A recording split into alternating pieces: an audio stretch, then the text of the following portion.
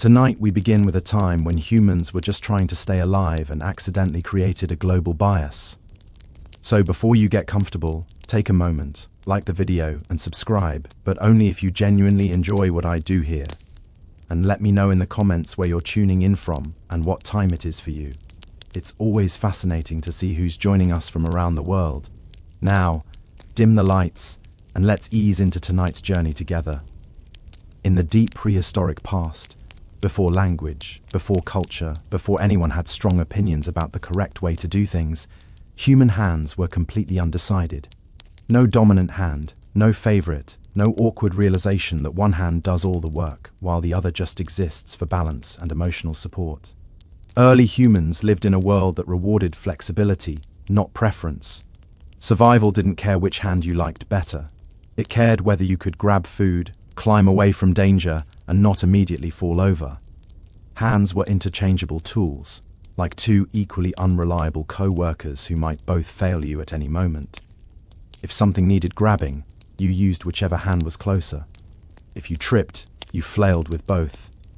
If a predator appeared, you didn't think, "Ah, yes, my dominant side." You thought, "Move now," and both hands agreed enthusiastically. At this stage, symmetry mattered.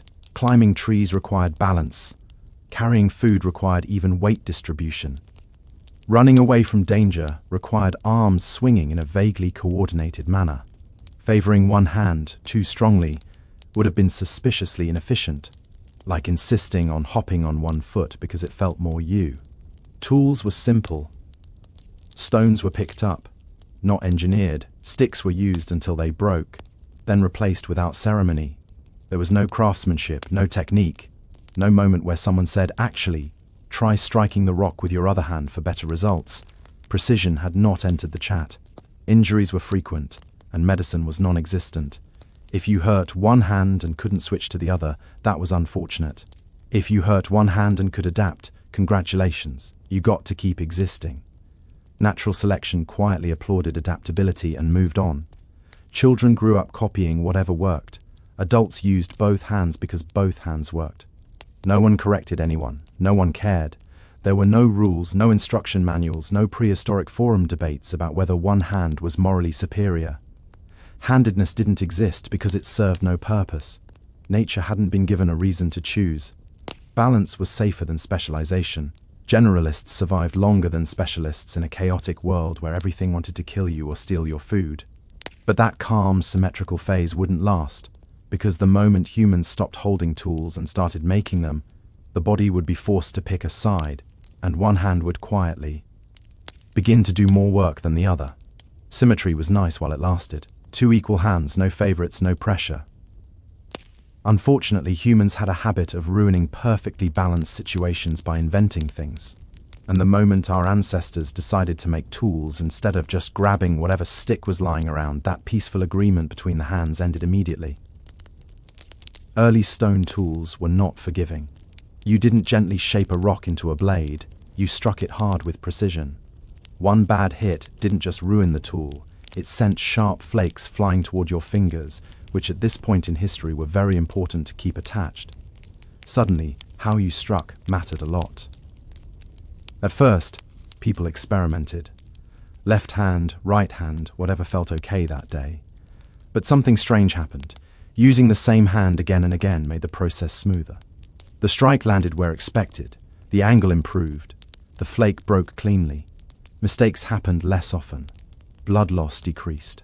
This was considered a major success. The brain noticed. Repeating the same motion built something powerful, muscle memory. The body stopped guessing. Movements became automatic, and once a motion became automatic, switching hands felt wrong, like trying to write your name with your elbow. You could do it, but why would you willingly choose chaos? Tool-making rewarded consistency, not creativity. The most successful toolmakers weren't the ones switching hands for fun. They were the ones doing the same movement hundreds of times without thinking about it. Precision beat novelty. Survival beat variety. And here's the important part, other people noticed. Humans learn by watching. When someone made a good tool, others copied not just the tool, but the movements, the stance, the grip, the hand. Children copied adults. Adults copied whoever didn't cut themselves. Slowly, one hand started doing most of the work, not because it was better by design, but because it got better through repetition. The other hand didn't disappear. It assisted, stabilized, held the stone steady, and quietly accepted its supporting role. This wasn't a decision. There was no meeting, no announcement, no prehistoric pamphlet explaining the benefits of hand preference.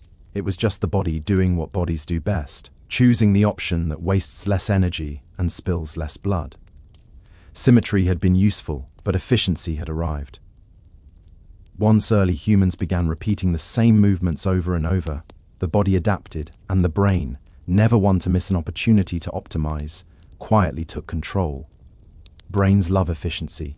If they could wear a tiny accountant's visor, they would. And once one hand started doing most of the fine work, the brain began rearranging itself to support that decision. The brain is not symmetrical in how it works, even if it looks that way from the outside. Different tasks settle into different regions, and once a task finds a home, it tends to stay there. Repetitive. Tool-making, careful striking and precise manipulation demanded planning, timing, and control. These tasks began clustering on one side of the brain, because scattering them everywhere would have been a logistical nightmare. As this specialization grew, the hand connected to that side became faster, steadier, and more reliable. The other hand didn't get worse. It just didn't get promoted. It became the assistant, the stabilizer, the one holding the stone while the important hand did the dangerous work. Office politics existed long before offices. Switching hands now felt inefficient. Movements that once worked equally well suddenly felt clumsy on one side. The brain had invested time and energy into one pathway, and it wasn't interested in funding a second one unless absolutely necessary. This didn't mean early humans couldn't use both hands. They could, they often had to. But when precision mattered, when one mistake could slice skin or waste hours of effort, the preferred hand took over. The brain had decided which side got the delicate tasks. Children growing up in this environment absorbed the pattern without realizing it. They watched adults shaping tools with one hand and copying those movements. Not because anyone told them to, but because copying success felt safer than improvisation. If everyone around you used the same hand to strike stone, trying the opposite felt like deliberately choosing the harder path. Over generations, this preference began appearing earlier. In life, the brain wasn't born biased yet, but it was becoming more likely to settle into the same pattern. What started as habit slowly edged toward biology. There was no grand plan behind this, just quiet neurological bookkeeping. The brain looked at what worked, doubled down on it, and ignored the side that didn't complain. One hand had become the specialist. The other became support staff, and the brain approved this arrangement without asking either hand how it felt about it. Once the brain picked a favorite, the body followed without argument. Muscles are loyal like that. Give them a job, repeat it often enough, and they'll do it automatically. No questions asked, no feedback forms submitted. This is muscle memory, and prehistoric humans leaned on it heavily, mostly because thinking too much while hitting rocks was a great way to lose fingers. Repetition turned movement into instinct. The preferred hand struck stone again and again, learning the exact angle, force, and timing needed to split flakes cleanly. The body stopped hesitating. The arm moved before the mind finished the thought. This was efficient. This was safe. This was the closest thing early humans had to mastery. The other hand, meanwhile, found its calling as support. It held the core stone steady. It adjusted grip. It braced. It did important work, just not glamorous work. Operation needs someone holding things in place. And that role was filled quietly without applause. At this point, switching hands became deeply uncomfortable. Not impossible, just wrong. Using the non-preferred hand to strike felt like trying to walk with someone else's legs. The movement was technically possible, but nothing lined up properly. Timing was off, force was inconsistent, results were disappointing. Blood loss risk increased. The body noticed. Muscle memory didn't care about fairness, it cared about outcomes. The hand that succeeded kept getting better. The hand that hesitated stayed behind. Over time, the gap widened. What started as a mild preference hardened into a default setting. Daily life reinforced this constantly. Cutting meat, scraping hides, carving wood. Every task repeated the same motion. Each repetition strengthened neural pathways and muscle coordination. The body slowly stopped treating both hands as equals and started treating them as a team with assigned roles. Children learned this without instruction. They copied adults, and their muscles learned what adult muscles already knew. If the adults used one hand to strike, children practiced that hand more often. Practice built familiarity. Familiarity built preference. Preference built habit. And once a habit becomes automatic, questioning it stops making sense. No one asked, "Should I use my other hand today?" The body had already answered that question hundreds of times. The answer was always the same. By now, handedness wasn't just a choice. It was embedded in movement itself. The body had decided long before the mind ever noticed. By the time muscle memory had taken over, handedness was no longer just an individual habit. It had quietly become a social one. Early humans didn't learn from instruction manuals or helpful diagrams. They learned by watching. And humans are excellent imitators. Sometimes to our benefit, sometimes to our downfall. When someone in the group made good tools, everyone noticed. Not because they wanted to compliment them, but because good tools meant better hunting, cleaner cuts, and fewer injuries. If you wanted to survive, you copied the person who wasn't bleeding. And copying didn't stop at the tool itself. People copied the stance, the grip, the rhythm, and most importantly, the hand. If the best toolmaker used one hand, trying to use the other felt like deliberately choosing the wrong answer on a test where the punishment was sharp stone fragments. Children absorbed this pattern without anyone explaining it. They watched adults work and mirrored them instinctively. Not because they understood efficiency, but because imitation felt safe. Doing things the normal way reduced mistakes. Doing things differently invited attention, and attention was rarely good in a prehistoric camp. Over time, a subtle feedback loop formed. Most adults used one hand. Children copied that hand. Those children grew up and became the adults others copied. No one enforced the pattern. No one punished deviation. It simply became the path of least resistance. And humans love the path of least resistance. This social copying had powerful effects. It smoothed cooperation. When everyone worked the same way, teaching became easier. Demonstrations made sense. Movements matched. Confusion dropped. Group efficiency increased without anyone ever having to discuss it around the fire. Even mistakes reinforced the pattern. If someone tried using the opposite hand and struggled, the group quietly filed that away as not ideal. No ridicule was needed. Reality handled the lesson. The person either adapted or switched back. Importantly, this didn't erase left-handed individuals. Some people still favored the opposite hand, but now they stood out slightly. Not as wrong, not as bad, just different. And difference in a survival-focused group carried subtle costs. It slowed learning. It made imitation harder. It required explanation.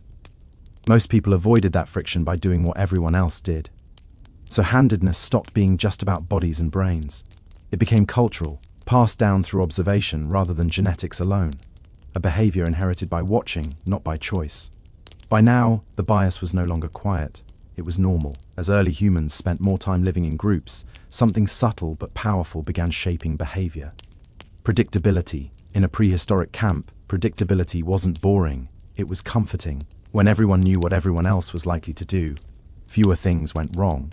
And fewer things going wrong meant fewer injuries, fewer arguments, and fewer funerals. When most people used the same hand for precise tasks, movement became easier to anticipate.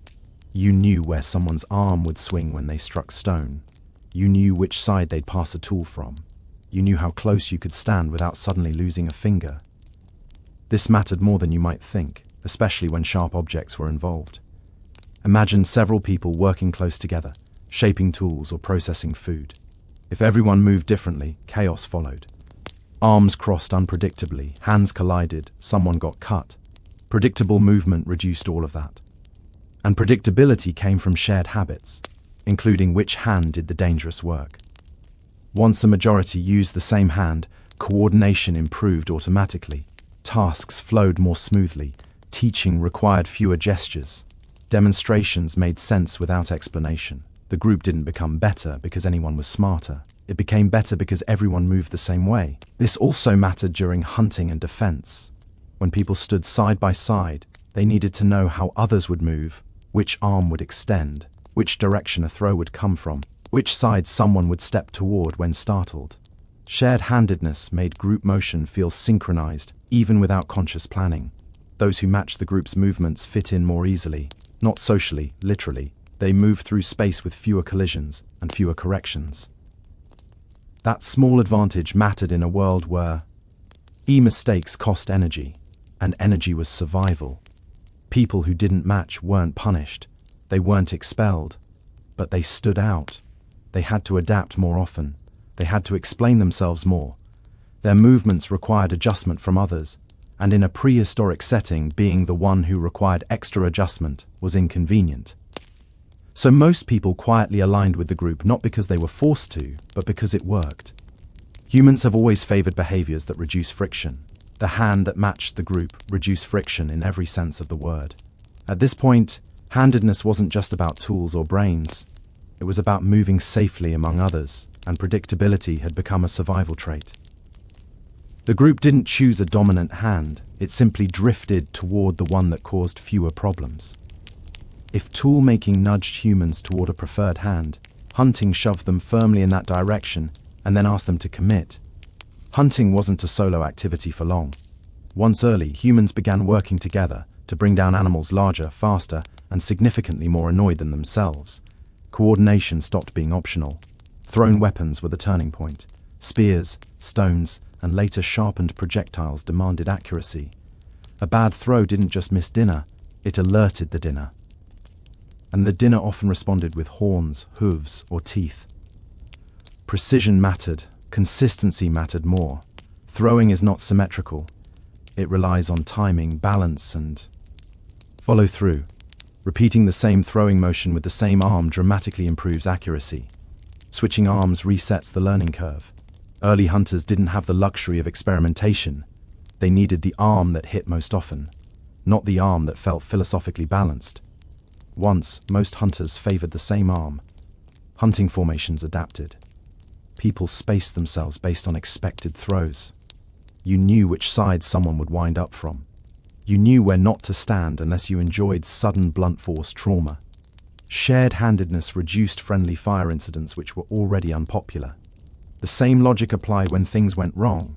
Animals charged, groups scattered, people reacted instinctively. Instinct favored the practiced hand. The hand that had thrown hundreds of times responded faster under stress. The other hand hesitated, and hesitation was rarely rewarded in prehistoric life. This didn't require violence between humans, though that came later. Just surviving the hunt was enough to reinforce the bias. Those who aligned with the dominant throwing pattern succeeded more often.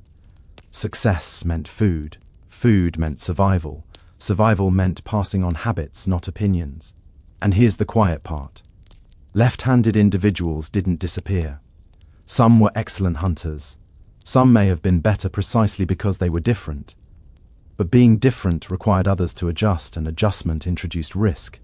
In dangerous environments, groups prefer predictable over brilliance.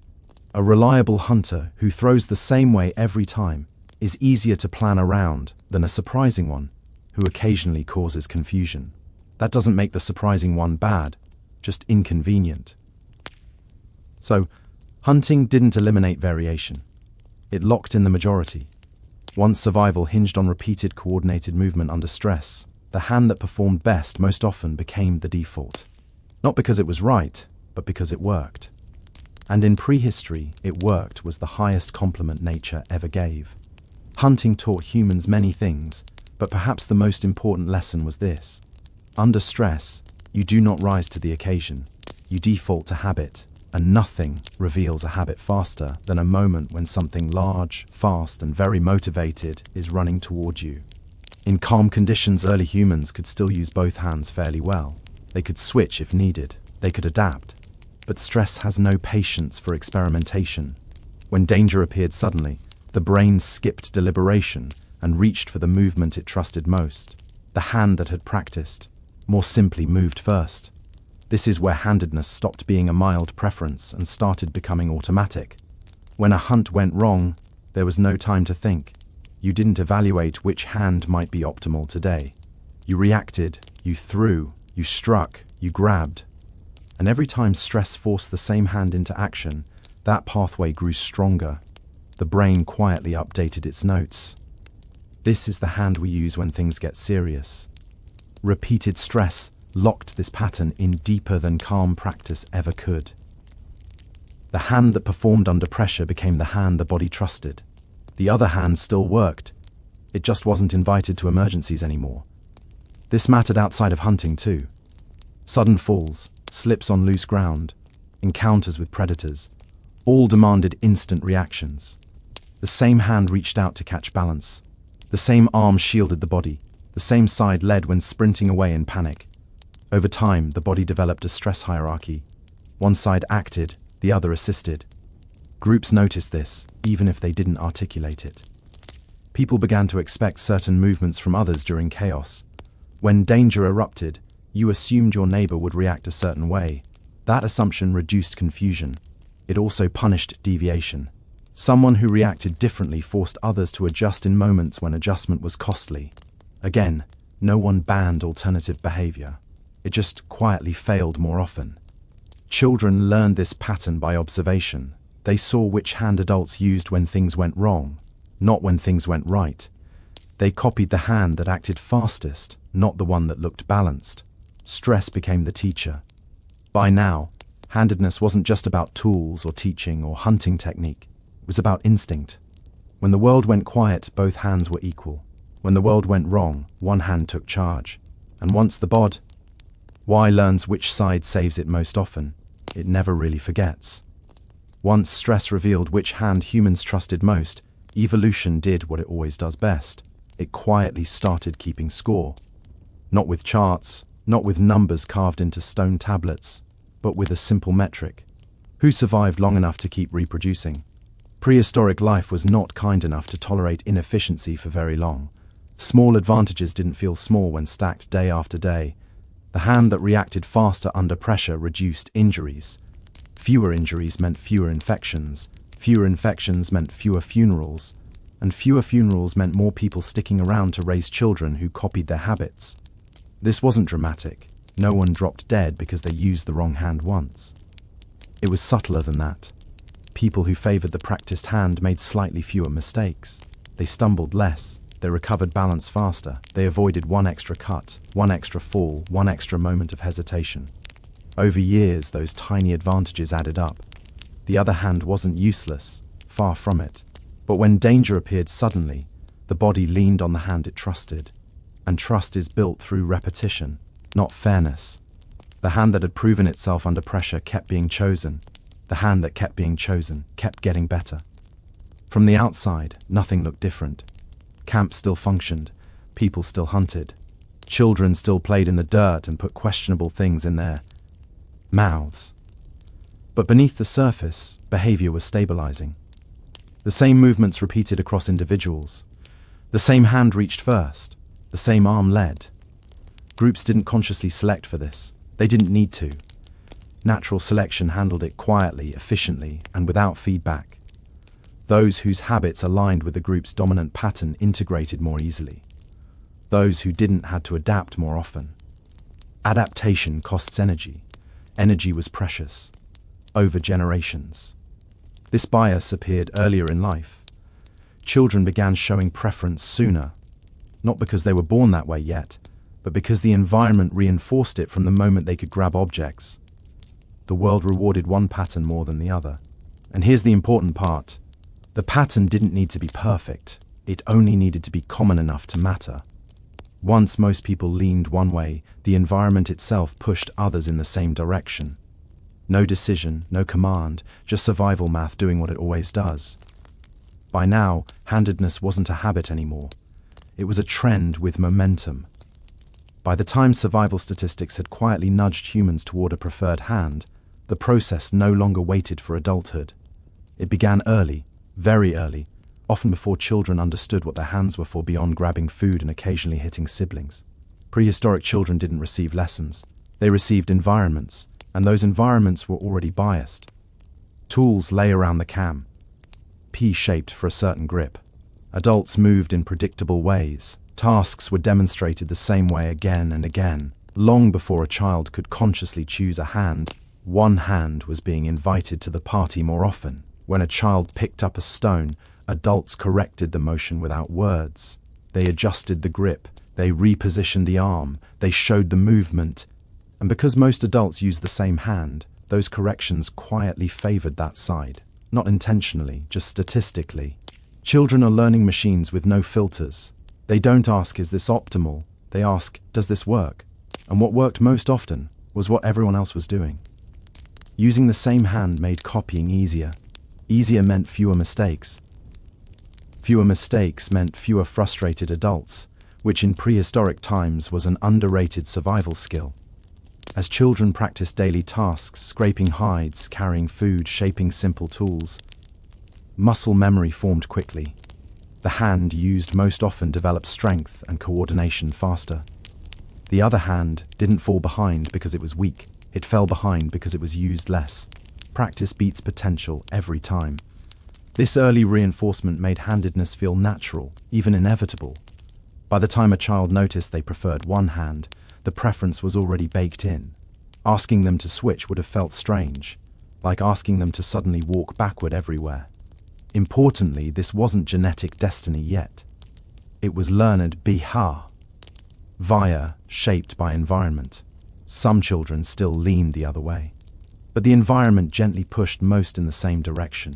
No pressure, no punishment, just gravity. And gravity always wins.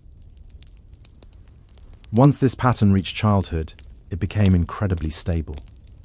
Adults weren't just passing down genes anymore. They were passing down habits before children could question them. Handedness stopped being something that emerged slowly. It appeared early and stayed. At this point in prehistory, the bias didn't feel like a bias. It felt like how hands worked. And that's the most powerful trick evolution ever plays, making history feel like instinct. Once handedness settled in early childhood, it stopped feeling like a behavior and started feeling like the way things were done. And humans are very good at turning repeated behavior into tradition without ever noticing the transition. One day you're copying movements because they work. The next day you're doing them because they feel normal, and shortly after that doing anything else feels suspicious. In prehistoric groups, traditions weren't announced. There were no elders standing around saying, from now on, we strike stones with this hand. Traditions formed the same way paths formed by being walked on repeatedly, until the ground forgot it could be anything else. Every daily task reinforced the same motion. Cutting meat, scraping hides, carving wood, passing tools. Each repetition quietly told the brain, this is correct. The OT, her hand wasn't wrong. It was just unnecessary. And unnecessary things tend to fade politely into the background. Once habits reach this stage, they stop requiring attention. People no longer think about which hand they're using, they simply act. That automatic quality made work faster and coordination smoother. It also made deviation more noticeable. Someone using the opposite hand wasn't breaking a rule, but they were breaking expectation. Expectation matters in groups. When people expect a certain movement, they plan around it. They stand accordingly. They pass tools accordingly. They react accordingly. When someone moves differently, others must adjust. Adjustment takes effort. Effort costs energy. Energy was precious. So even without judgment, tradition nudged people toward conformity. Most humans happily complied, not out of fear, but because it reduced friction. Being predictable made life easier, and easy was good. Children absorbed this atmosphere without commentary. They didn't learn handedness as a concept. They learned it as background noise. The way the fire was built, the way tools were held, the way bodies moved around one another.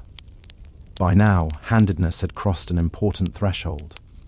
It no longer depended on immediate survival advantage. It was maintained by comfort, and comfort is powerful. Once something feels comfortable, questioning it feels unnecessary. This is how small biases survive long after their original purpose fades. They don't need enforcement. They don't need belief. They just need repetition. At this point in prehistory, handedness wasn't about tools or hunting anymore. It was about rhythm, about shared movement, about doing things the way they had always been done. And once a behavior reaches that stage, it becomes very difficult to reverse, even if no one remembers why it started. For a long time, handedness was just behavior, a habit reinforced by tools, teaching, and social comfort. But evolution has a funny habit of watching what organisms do, repeatedly and quietly, adjusting the hardware to match. Not immediately, not dramatically, just slowly over generations, like a background software update no one asked for. Once most humans consistently favored one hand, their bodies began adapting in subtle ways. The preferred hand became stronger, faster, more coordinated. That alone wasn't genetic. Muscles respond to use. But the brain supporting that hand also developed more refined control. Neural pathways grew thicker, signals traveled faster. Practice was literally reshaping the brain. Now imagine this pattern repeating across generations. Children grow up in an environment where one hand is used more. Their brains adapt early. Those whose nervous systems adapt efficiently perform tasks better. Better performance leads to fewer injuries and more success. More success leads to longer lives and more offspring. And suddenly, behavior starts whispering suggestions to biology. This doesn't mean babies were born right. Handed overnight. Evolution doesn't work like flipping a switch. It works like erosion. Slow, patient, and relentless. Small neurological tendencies that made it easier to settle into the dominant pattern became slightly more common, not guaranteed, just more likely. Some brains adapted faster to specialization. Some struggled more. Guess which ones thrived in a world that rewarded efficiency and punished hesitation? Over many generations, these tiny differences nudged population averages. The bias grew stronger earlier and harder to undo. Importantly, variation never vanished. Evolution hates monocultures. Too much sameness is risky. Left-leaning individuals continued to appear, partly because flexibility still had value, and partly because biology rarely reaches absolute extremes. A small minority remained different, and that difference occasionally paid off in unpredictable situations.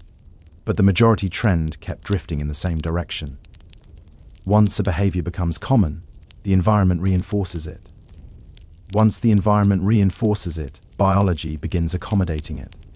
This loop is powerful, quiet, and very difficult to reverse. By now, handedness wasn't just something people did. It was something bodies expected to do. And that's the moment when a prehistoric habit stopped being temporary. It became a trait. Not fixed, not universal, but persistent. All because early humans hit rocks the same way for a very long time, and never thought to ask whether the other hand dares. Erved a chance. Once behavior started nudging biology, the balance quietly tipped. Handedness no longer needed constant reinforcement to survive. It had reached a point where doing nothing was enough to keep it going. The majority had become the default, and defaults are powerful things. They don't argue, they don't persuade, they simply exist, and everyone adjusts around them. In prehistoric groups, no one woke up thinking, I will now conform to the dominant hand preference. They woke up thinking about food, shelter, and whether something nearby wanted to eat them. But every object they touched already assumed a certain way of being held. Every movement they watched already followed a familiar pattern. The environment itself leaned one way. When most people use the same hand, the world subtly reorganizes around that fact. Tools are shaped accordingly. Tasks are demonstrated accordingly. Space is navigated accordingly. Even without intention, the majority hand becomes the path of least resistance. For someone leaning the other way, nothing was impossible, just slightly harder. Copying movements took more effort. Learning from demonstrations required mental flipping. Timing felt off. These weren't dramatic barriers, they were small annoyances. But prehistoric life was already full of discomfort, and humans are very good at avoiding unnecessary ones. So most people settled into the majority pattern without thinking about it. The hand that fit the world required less adjustment. Less adjustment meant less energy spent on adaptation. Less energy spent adapting meant more energy available for survival. This is how a preference becomes invisible. When something works for most people, it stops being noticed. It fades into the background of daily life. No one praises it, no one questions it. It simply feels normal. At this point, handedness was no longer actively evolving through trial and error. It was being maintained through inertia. The system had momentum, and momentum doesn't need justification. Variation still existed. Some individuals favored the opposite hand. They adapted, they functioned, they survived. But the world did not reorganize for them. They reorganized themselves around the world. By now, the question wasn't which hand is better. It was why would anyone bother changing? And once a behavior reaches that stage, when changing feels harder than continuing, it tends to persist for a very long time, even across tens of thousands of years. By now, it might sound like prehistoric humans were on track to become perfectly uniform, all moving in the same direction with the same hand, like a very disorganized marching band. But evolution rarely allows anything to become that tidy. Just when you think a pattern has fully taken over, variation stubbornly refuses to leave. Left-handedness didn't vanish. It never did. And the reason is simple. Being different sometimes helps. In a world where most people moved, through, struck, and reacted the same way, someone who did things differently introduced unpredictability. Unpredictability can be inconvenient for teaching, but it can be extremely useful in chaotic situations. During hunts, sudden confrontations, or moments of confusion, a person whose movements didn't match expectations could gain a small edge. That edge didn't need to be dramatic. It didn't need to win every encounter. It only needed to help occasionally. Evolution doesn't require dominance. It requires persistence. Left-leaning individuals were often more flexible. They learned to adapt in a world built around the majority.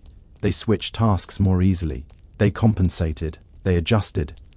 That adaptability itself was valuable in unpredictable environments. Importantly, prehistoric groups didn't persecute difference. There was no ideology attached to handedness yet. No one thought one hand was evil or cursed. That comes later. In prehistory, difference was tolerated as long as it didn't cause constant problems, and left-handed individuals usually figured out how to make things work. From an evolutionary standpoint, this balance made sense. Too much uniformity is risky. If an environment changes suddenly, a population that behaves identically can fail together. Variation provides insurance. It's nature's backup plan. So left-handedness lingered at low levels, not common enough to disrupt coordination, not rare enough to disappear, just enough to keep the system flexible. This is why handedness never reached 0% dominance. The system stabilized instead. Most people favored one hand, a minority favored the other. The balance held. And once a trait stabilizes like that, it becomes remarkably resilient. It survives migrations, climate shifts, and technological changes. It gets carried forward simply because nothing pushes it strongly enough to change. By the end of deep prehistory, handedness had settled into a familiar pattern, mostly one way, occasionally the other, and never fully explained by anyone living through it. The bias was real, the variation was real, and both were here to stay. By the end of deep prehistory, nothing dramatic had happened to lock in handedness. There was no final moment, no turning point, no cave painting declaring one hand superior. Instead, something much quieter occurred. The bias simply stayed. What began as flexibility gave way to habit. Habit turned into tradition. Tradition nudged biology. Biology stabilized the pattern, and once that loop formed, it didn't need constant reinforcement anymore. It ran on momentum alone. Most humans now grew up favoring one hand without questioning it. They didn't know they were participating in an ancient evolutionary trend. They weren't aware they were inheriting a behavioral bias tens of thousands of years old. They just reached out, grabbed something, and kept going with their day. The environment supported this without effort. Tools felt right in one hand. Movements flowed more smoothly that way. Learning felt easier. Deviating required thought, and thought was energy. Energy was precious. So most people didn't bother, and that's the important part. Handedness didn't win because it was optimal in some perfect sense. It won because it was good enough and already there. Evolution loves good enough. It avoids unnecessary upgrades. Left-handed individuals continued to exist quietly and persistently. They adapted to a world that leaned the other way. Sometimes that difference helped, sometimes it didn't. But it never disappeared because complete uniformity is dangerous. Variation kept the population resilient. By now, handedness had become invisible. People no longer noticed it forming. They only noticed it when something went wrong, when a movement felt awkward, when a tool didn't fit, when someone moved differently. That's usually how ancient traits survive. They disappear into the background until friction reminds you they're there. As humans prepared to leave prehistory behind, inventing symbols, building shelters meant to last, and eventually writing things down, they carried this bias with them. Not as a rule, not as a belief, just as a default. One hand led, the other adapted, and no one alive at the time knew why. That's how most of human evolution works. Not through grand decisions, but through small conveniences repeated until they feel inevitable. And once something feels inevitable, it tends to stick around for a very long time. Cornelia enters the story already wrapped in silence, not the peaceful kind, but the heavy, watchful silence Rome reserves for its Vestal virgins. From the moment she is chosen, her life stops belonging to her. She wears white wool, not because it is modest, but because it is symbolic. White means untouched. Wool means old Rome. Ancient Rome. The Rome that pretends nothing ever changes. Cornelia is no longer a daughter, a future wife, or even fully a person. She is a walking promise that the city will not collapse tomorrow. The Vests are expected to be perfect, but never visible. Everyone knows who they are, yet no one is supposed to look too closely. They live in privilege, housed near the Forum, exempt from a father's authority, allowed to own property, and escorted through the streets with ceremonial respect. And yet, every step is monitored. A Vestal's virtue is not private morality, it is state infrastructure. If Cornelia fails, Rome fails. At least that is the superstition everyone pretends not to question. Her vow lasts 30 years. 30 years without marriage, without intimacy, without the ordinary human mistakes Rome forgives in everyone else. Senators cheat openly. Generals father children across provinces. Even the gods misbehave constantly. But a Vestal must remain untouched, or else the universe itself is supposedly offended. This is not faith, it is pressure disguised as holiness. Cornelia's daily life is rigid, but quiet. Tending the sacred fire, performing rituals few fully understand. Reciting formulas older Hun memory. There is no applause for doing it right. Only punishment if something goes wrong. The fire goes out, a beating, a rumor spreads, an investigation. Rome is not interested in certainty, only reassurance. And reassurance requires a scapegoat when anxiety rises. By the 1st century before the Common Era, Rome is already nervous. Civil wars, political assassinations, collapsing traditions. Old morals are preached loudly, precisely because fewer people believe in them. In this climate, the Vests become symbols again, dragged back into the spotlight whenever the state feels threatened. Cornelia does not choose this role. She inherits it. What matters most is not who Cornelia is, but what she represents. She is expected to be spotless in a city that is anything but. Her body becomes a boundary. Rome draws to convince itself that order still exists somewhere, and boundaries once drawn invite testing. Long before accusations surface, Cornelia is already standing on a fragile line. All it takes now is suspicion, and Rome is very good at that. Cornelia did not volunteer to become a Vestal virgin. No one ever did. Selection happened early, usually in childhood, when a girl was young enough to be shaped and old enough to understand fear. Priests chose carefully, healthy body, respectable family, no visible flaws. Rome wanted symbols that looked convincing. Once chosen, consent was a formality. Refusal was not really an option. The gods had allegedly spoken. Parents smiled through clenched teeth. A daughter was taken, and the family gained honor in exchange for absence. For Cornelia, the transition was abrupt. One day, she belonged to a household governed by a father. The next, she belonged to the state. The Vestals lived apart, removed from ordinary Roman rhythms. No marriage negotiations, no domestic duties, no children. Freedom technically, but only if freedom means being watched by everyone and trusted by no one. The Vestal house was both sanctuary and cage. Training was relentless. Rituals had to be memorized perfectly. Movements repeated until muscle replaced thought. Mistakes were not framed as learning experiences.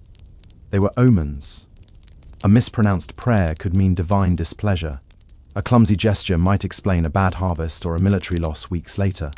Rome connected dots aggressively when it felt anxious, and it often felt anxious. Cornelia learned quickly that her body was public property. How she walked, how she spoke, how she looked at others. Too cold and she was arrogant. Too warm and she was suspicious. Neutrality was the goal, but neutrality is difficult to maintain when everyone is searching for meaning. Even breathing wrong could become a narrative. Yet the Vestals were powerful in subtle ways. They could pardon condemned men by chance encounter. Their testimony held unusual weight. They sat in places of honor at public games. Rome respected them because it feared what would happen without them. That fear was both protection and threat. Reverence can turn into violence when disappointment arrives. Cornelia grows into her role as the city grows more unstable. Political rivalries intensify. Public morality becomes performance art. Everyone talks about virtue because everyone suspects its absence. In this environment, the Vestal virgins become less like priestesses and more like stress indicators. When things go wrong, people look at them first. Cornelia understands this long before her name is spoken aloud. She watches other vessels disciplined for small errors. She hears whispers about earlier trials, about punishments buried rather than discussed. The message is clear.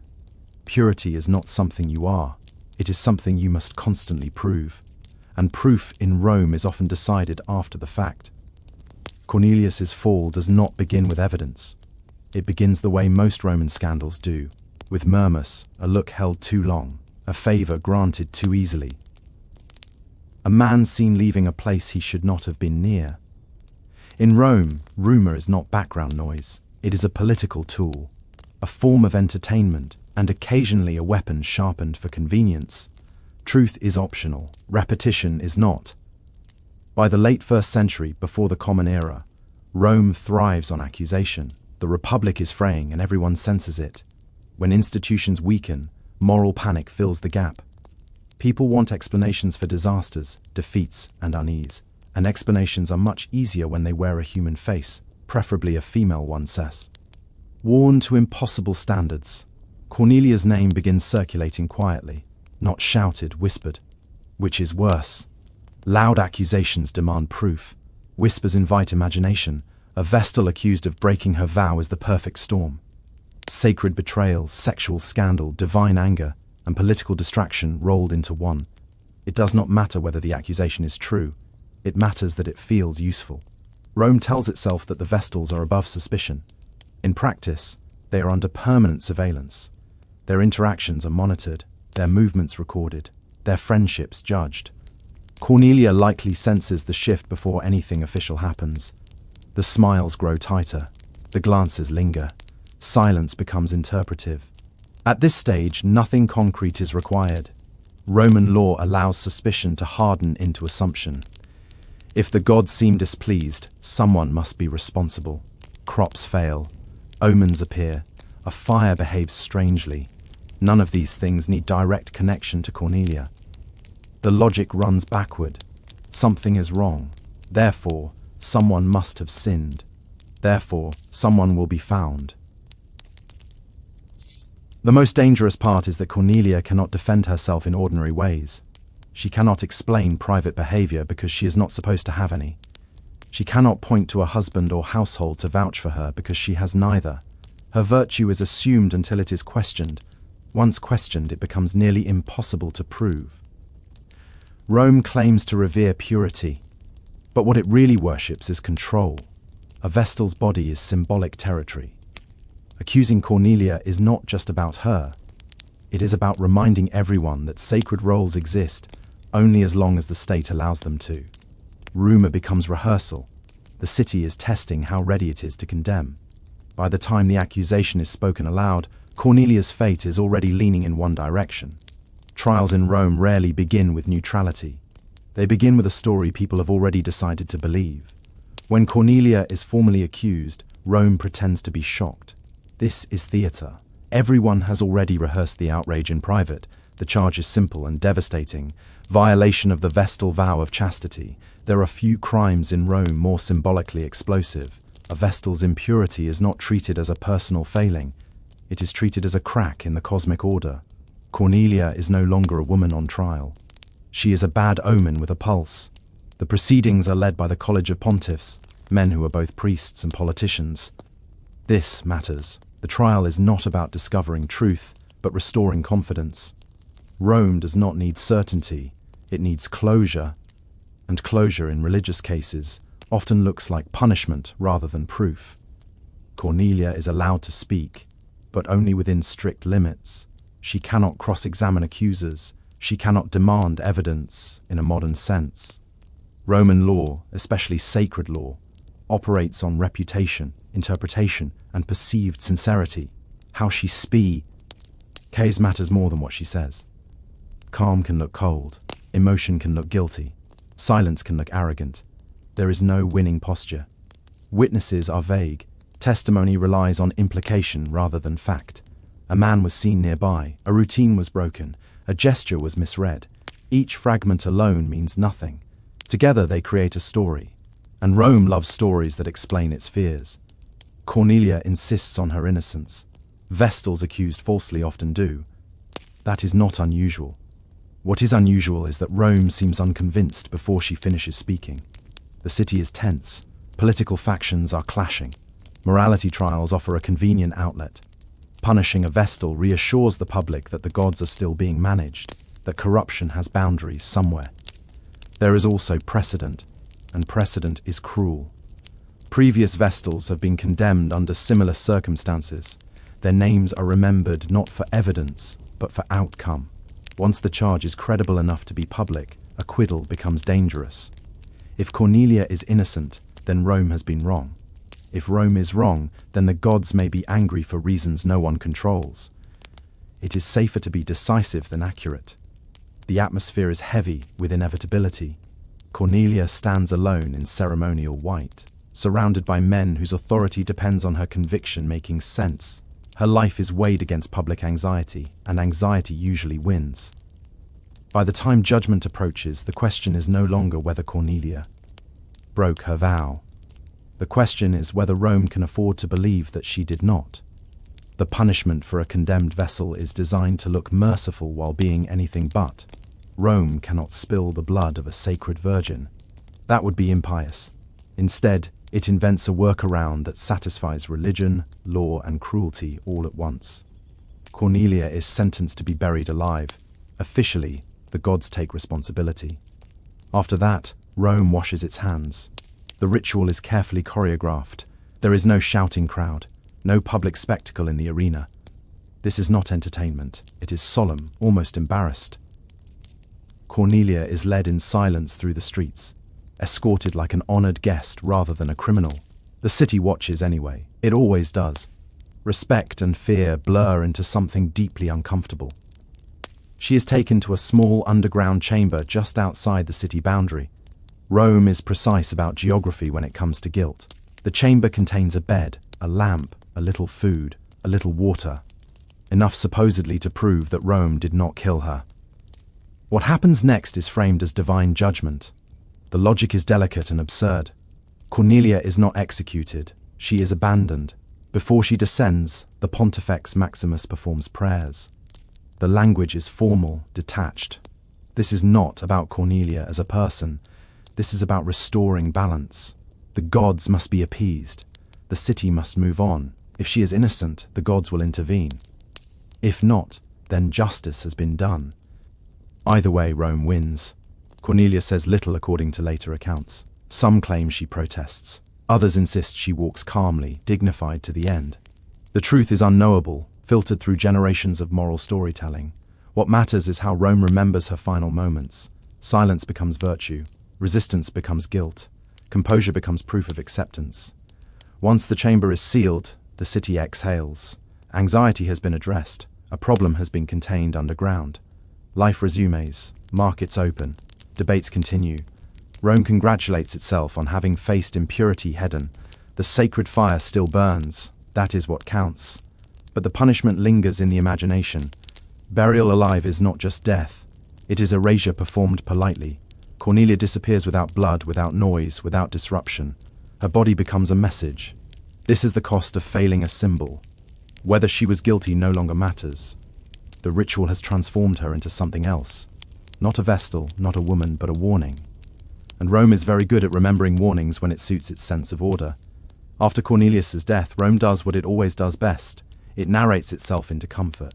Officially, justice has been served. The gods have been appeased. The sacred order has been restored, but beneath the surface, something does not sit right. Cornelia's case leaves behind an unease that cannot be buried as neatly as her body. The problem is evidence, or rather the lack of it. No L. Over is publicly named. No confession is recorded. No decisive proof ever emerges. Roman writers are strangely vague when discussing the details, a silence that speaks louder than certainty. This is unusual in a culture that loves specificity when condemning moral failure. Rome normally names names. Here it hesitates. Some contemporaries begin to whisper a different interpretation. Perhaps Cornelia was innocent. Perhaps she was convenient. In a time of political instability, accusations against Vestals spike suspiciously often. When the state feels threatened, purity trials multiply. Cornelius's condemnation begins to look less like justice and more like ritualized anxiety management. Roman law is flexible when it wants to be. Powerful men escape punishment for crimes far more concrete than Cornelius's alleged offense. Adultery laws are enforced selectively. Corruption is tolerated openly. Yet a Vestal sworn to embody perfection is held to a standard no human can meet. The imbalance becomes difficult to ignore. Later commentators struggle with her case. Some defend the verdict out of loyalty to tradition. To question it would mean admitting that Rome killed an innocent woman to calm itself. Others hedge, suggesting divine mysteries beyond human understanding. A few are bolder, hinting that Cornelia was the victim of politics disguised as religion. What makes her story unsettling is not just her death, but how little Rome seems to learn from it. There is no reform, no titani.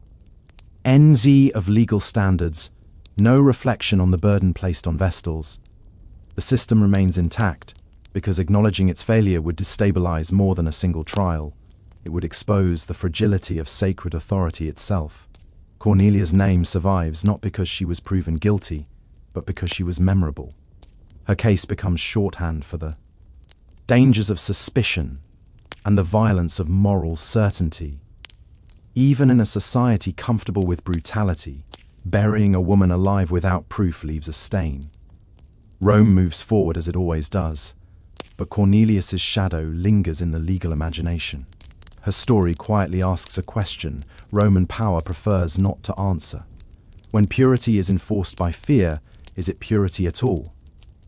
Cornelia does not disappear after her death. She changes form from a living Vestal. She becomes precedent. Roman law absorbs her quietly the way it absorbs most uncomfortable lessons. Not by reforming itself, but by pointing backward and saying, "This is how it has always been done." Her burial becomes an example cited whenever Vestal discipline is discussed, a reminder wrapped in solemn language. The irony is sharp. Vestals are meant to stand outside ordinary law, protected by their sacred status. Yet, Cornelia's case shows how easily that protection collapses. The same holiness that elevates them also isolates them. When accused, a Vestal has fewer defenses than an ordinary woman, not more.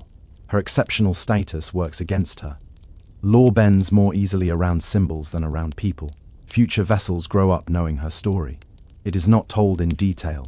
It does not need to be. The outline is enough. A name, a charge, an underground chamber. Fear does the rest. Discipline tightens not because rules change, but because imagination fills in the gaps. Cornelia becomes a silent instructor, enforcing obedience. Long after her voice is gone, Roman authorities benefit from this ambiguity. A clear miscarriage of justice would invite criticism. A vague, ritualized punishment invites reverence.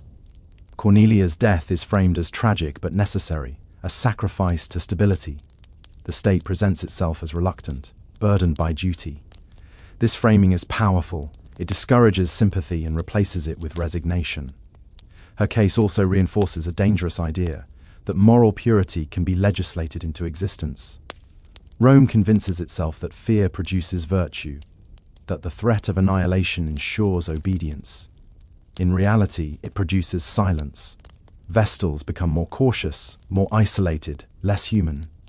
Any mistake becomes potentially fatal, not because of divine wrath, but because of institutional panic. Cornelia's individuality is erased almost completely. Later, writers focus on the mechanism, not the woman. Burial alive becomes the topic, not the life lost within it. This is how systems protect themselves, by abstracting suffering into procedure. And yet, the discomfort never fully goes away. Cornelia's story is retold precisely because it unsettles. It exposes the gap between Rome's moral self-image and its actions. A society confident in its justice does not need to kill its symbols quietly. In turning Cornelia into law, Rome reveals its priorities: order over truth, stability over mercy, ritual over humanity. Her body becomes a boundary marker, warning others not to cross lines that were never early drawn. And in that transformation, Cornelia stops being a vestal and becomes something more enduring, a question Rome never quite manages to silence. Long after Cornelia's body is sealed away, her story continues to move through Roman memory in an uncomfortable half-light. She is remembered, but never clearly. Not as a heroine, not as a villain, just as a case. And that ambiguity is precisely why she lingers. Rome is excellent at celebrating certainty. It is far less comfortable with doubt that refuses to disappear. Writers who mention Cornelia do so cautiously. Some repeat the official version, carefully neutral, as if copying from a legal notice. Others soften the edges, emphasizing her dignity, her composure, her silence. These details are not accidental. They allow later Romans to admire her without questioning the system that destroyed her. Tragedy is acceptable. Error is not. But beneath these polished retellings, skepticism grows. If Cornelia was truly guilty, why is the evidence never clearly stated? If the gods were satisfied, why does her story keep resurfacing? Rome rarely dwells on resolved matters. It revisits unresolved ones obsessively. Cornelia becomes a moral ghost, appearing whenever questions of religious authority and legal cruelty intersect. Her case also exposes a deeper contradiction in Roman thinking. The city prides itself on rational law, on procedure, precedent, and civic order. Yet in Cornelius's trial, emotion, fear, and symbolism dominate. Law does not weigh facts, it weighs anxiety. The more Rome insists on its rationality, the more Cornelius's fate undermines the claim. Over time, she begins to attract sympathy, especially in periods when Rome itself feels morally uncertain, when civil wars erupt, when emperors abuse religious authority, when purity laws are weaponized again. Cornelia's story feels uncomfortably familiar. She becomes less an isolated tragedy and more a warning about what happens when institutions confuse control with virtue. Even the punishment itself troubles later sensibilities. Burial alive is framed as pious restraint, but its cruelty is undeniable. It is slow, it is silent. It is designed to hide responsibility behind ritual. That design becomes increasingly hard to defend as Roman thinkers begin cautiously to reflect on justice as something more than tradition. Cornelia's afterlife is not divine, it is intellectual. She survives as doubt embedded in history, a reminder that sacred law can destroy the very values it claims to protect. Rome never formally apologizes, it never reopens the case, but it never fully lets her go either. And that unresolved tension is her final legacy. Cornelia does not return as proof of guilt or innocence. She returns as discomfort, as the quiet question Rome never answers. What if order was preserved at the cost of truth? Cornelia's story ends without resolution, and that is precisely why it endures. Rome wanted her case to close a wound. Instead, it left a scar. The trial, the punishment, the silence afterward, were all meant to restore confidence in divine order and civic discipline.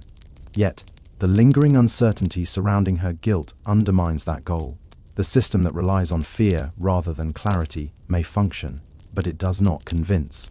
What Cornelia represents in the end is not chastity or sacrilege, but the danger of turning morality into spectacle. Rome believed that by destroying one symbol of impurity, it could cleanse itself. But symbols are fragile things. Once broken, they do not reassure. They haunt. Cornelia becomes a reminder that purity enforced by violence is not purity at all, but performance backed by terror. Her case also exposes how justice shifts when the accused is required to embody perfection. Ordinary Romans are allowed contradiction, Vestals are not. The moment doubt enters the picture, innocence becomes irrelevant. Cornelia is punished not because she is proven guilty, but because the idea of her guilt is too destabilizing to ignore. Rome chooses certainty over truth, ritual over mercy. Centuries later, her story still feels uncomfortably modern.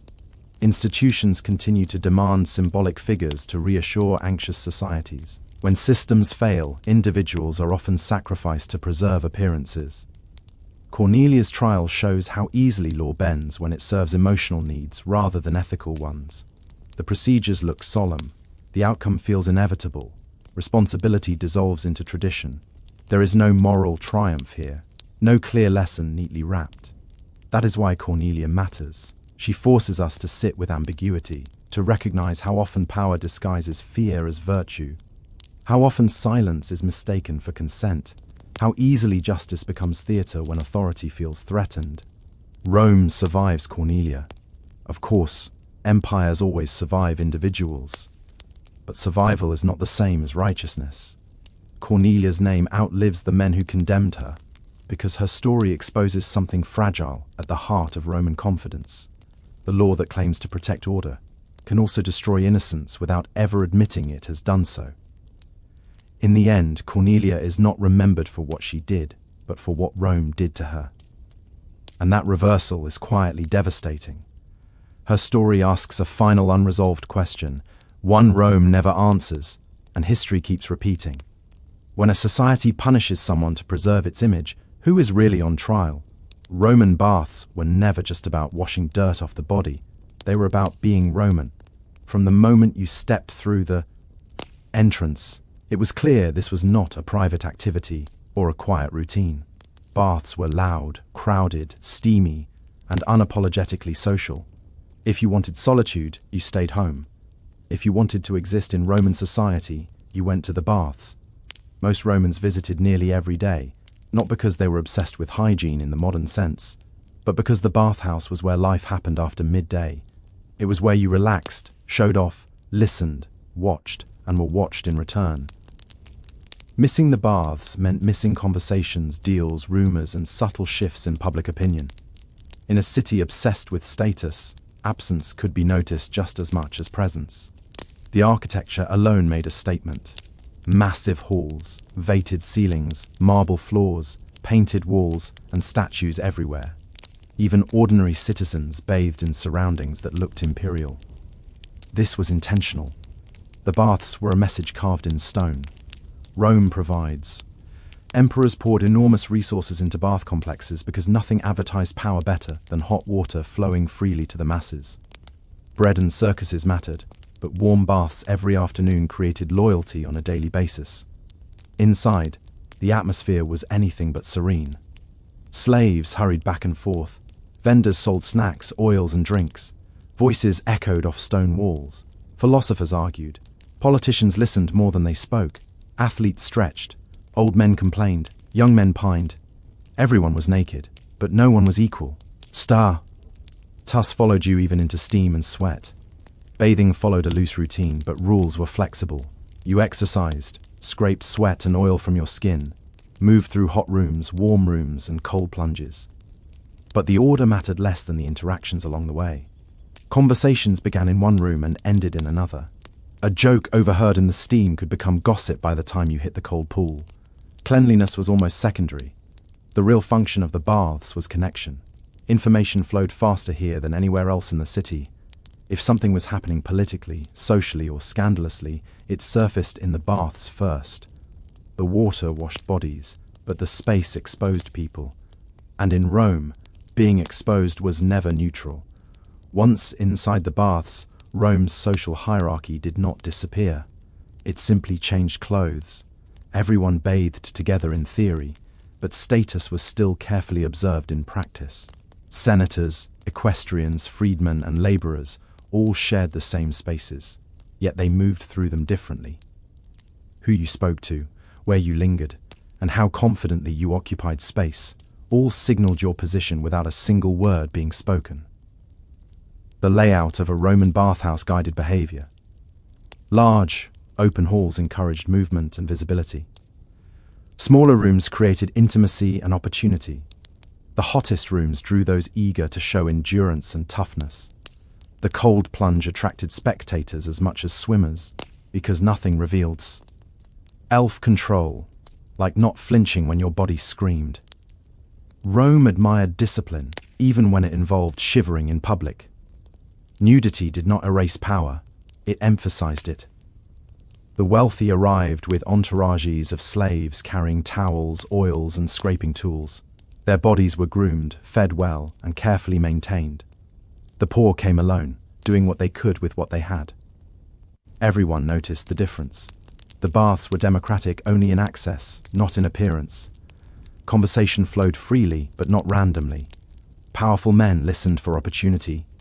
Favor could be won or lost between steam and marble. A well-timed comment could open doors. A careless remark could close them. The baths were a testing ground where reputations were adjusted daily through hundreds of small interactions. No formal speeches were needed. Influence spread quietly, carried by heat and proximity. Women, when present, experienced the baths differently. In many periods, bathing was segregated by time or space, but rules varied. Where mixed bathing occurred, it was controversial, watched closely, and morally charged. The baths amplified anxieties about desire, control, and reputation. Even when separated, gossip crossed walls easily. Privacy was always temporary. The physical structure reinforced Rome's values. The baths were meticulously maintained, regulated, and funded. Disorder here would imply disorder everywhere. Clean water, heated floors, and smooth stone reassured citizens that the system worked. If Rome could organize something this complex and luxurious for everyday use, it must be strong. But beneath the polished surfaces, tension simmered. Everyone was visible. Everyone was evaluated. The baths offered relaxation, but they also demanded performance. In Rome, even leisure was competitive, and nowhere was that clearer than in a room full of steam, where status followed you, even when you had nothing left to wear. If the Roman baths had a true specialty, it was not hygiene, it was information. The hot rooms, thick with steam and half-heard conversations, functioned as Rome's most efficient rumor mill. Voices carried strangely through the heat. Words floated, detached from their speakers, and reassembled themselves into stories by the time they reached the next room. Nothing spread faster in Rome than a secret overheard, while everyone pretended not to listen. The heat did something to people. It loosened tongues as effectively as wine, but with better acoustics. Men complained about rivals, boasted about connections, hinted at promotions, and leaked just enough detail to seem important. No one announced news directly. That would look desperate. Instead, they let it slip casually, knowing someone else would carry it onward. Politics thrived here. Senators did not make speeches in the baths, but they paid close attention. Alliances were tested in small talk. Reactions were measured carefully. A raised eyebrow could matter more than a vote in the forum. The BAT-HS offered plausible deniability. If something backfired, it was only chatter. If it succeeded, it was influence. Scandals found fertile ground in steam. Affairs, divorces, debts, and family disputes circulated constantly. The nakedness of the setting added to the thrill. Rome pretended to value restraint, but it loved exposure. The baths blurred boundaries between public and private in a way few other spaces could. Everyone was physically vulnerable, which made reputations feel vulnerable too. Even emperors were not immune. Their names were whispered with caution, but they were whispered nonetheless. Praise could turn to mockery in the time it took to move from hot room to cold pool. The baths offered a rare illusion of safety. There were no scribes, no official records, only memory. But memory in Rome was dangerous enough. Slaves and attendants became accidental couriers of gossip. They heard everything while being ignored. A remark meant for one ear might reach dozens by nightfall. The baths functioned as a social amplifier, turning small comments into shared assumptions. This constant circulation of information made the baths powerful and risky. Say too little, and you seem irrelevant. Say too much, and you might regret it. Silence could be interpreted as caution or weakness. Speech was never neutral. In a society obsessed with reputation, the baths were both mirror and magnifying glass. They reflected what people already suspected and enlarged it until it felt undeniable. Long before news reached official channels, it had already soaked into the walls of the hot room. And once something took root there, it rarely stayed contained. Roman baths were one of the few places where bodies were openly and constantly evaluated. This was not accidental. The culture admired physical discipline, health and control, and the bathhouse put all of it on display. Strength, scars, posture, and confidence were read like text. A body told a story before its owner ever spoke. Athleticism mattered. Men who exercised before bathing did so in full view, stretching, lifting, sparring, or running. Sweat was proof of effort. A well-trained body suggested moral strength, self-control, and readiness for public life. A soft body suggested indulgence. Rome judged relentlessly, even when pretending not to. Scars carried special meaning. Military wounds commanded respect, but only certain kinds. Scars on the front of the body implied bravery. Scars on the back suggested retreat. The baths turned veterans into living resumes. Younger men watched closely, learning what kind of future they were expected to earn. Grooming was another form of signaling. Oils, perfumes, and scraping tools were not just about cleanliness. They marked wealth and leisure. A man with attendants and fine oils was clearly successful. One who hurried through alone was not.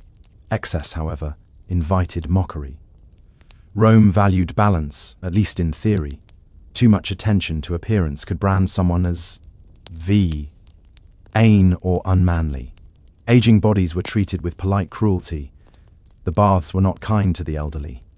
Wrinkles, sagging flesh, and trembling hands were visible to all.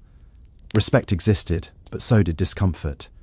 Old men were reminders of decline in a culture obsessed with vitality. They lingered anyway, because to withdraw was to disappear socially. Women's bodies, when present in bath spaces, were subject to even sharper scrutiny. Beauty invited attention. Modesty invited suspicion. The baths intensified cultural anxieties about desire and control. Even in segregated settings, bodies were discussed across walls. Absence of sight did not prevent judgment. Illness was also visible here. Lameness, skin conditions, and weakness could not be hidden. The baths promised health, but they also exposed vulnerability. In a society that valued strength, exposure could be humiliating. In the bathhouse, the body became public property. There was no privacy, only varying degrees of scrutiny. Rome did not just clean bodies, it read them, ranked them, and remembered them.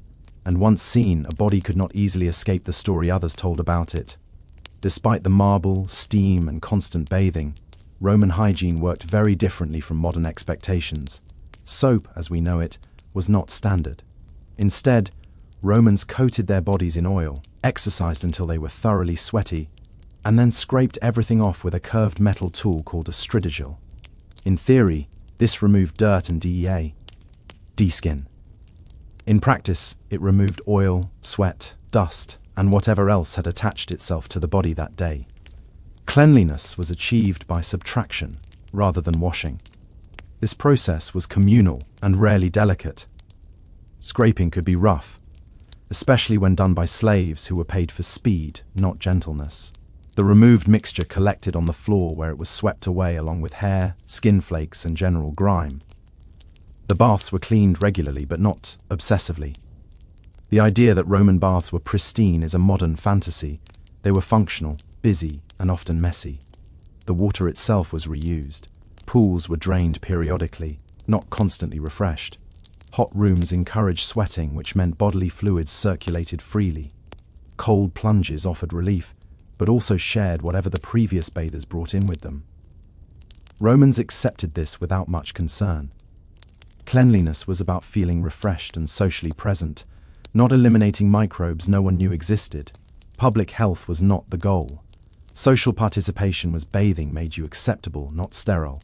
A person who smelled strongly or skipped the baths entirely was considered neglectful or antisocial.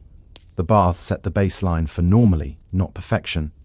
Ironically, this shared hygiene reinforced social bonds. Everyone endured the same conditions.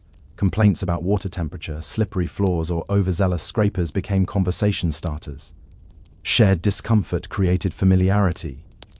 The baths were not luxurious retreats. They were lived-in spaces. Perfumes played an important role here. Strong scents masked unpleasant realities and doubled as status symbols. Exotic oils advertised wealth and connections. Smell became another social signal layered over sight and speech. From a modern perspective, Roman bath hygiene seems questionable. From a Roman perspective, it worked well enough. People bathed frequently, felt refreshed, and maintained social cohesion. Disease existed, but it was not linked to bathing in their understanding. What mattered was participation. The baths did not aim to eliminate dirt entirely. They aimed to reset the body socially. After scraping, oiling, and plunging, you emerged acceptable again. And in Rome, acceptability mattered far more than being truly clean. The Roman baths were officially apolitical spaces. In reality, they were anything but. Politics simply changed tone here. Instead of speeches and laws, influence flowed through proximity, timing, and carefully casual conversation. A chance meeting in the warm room could matter more than a formal appointment. The baths offered access without paperwork. Men of power used the baths strategically. Arriving at the right hour ensured the right audience. Lingering near certain pools signaled openness to conversation. Leaving early could send a message. Nothing was accidental even when everyone pretended it was. The informal setting allowed discussions that would be dangerous in offic. Aisle spaces. Aspiring politicians learned quickly. Speak just enough to be remembered. Laugh at the right jokes. Agree without committing.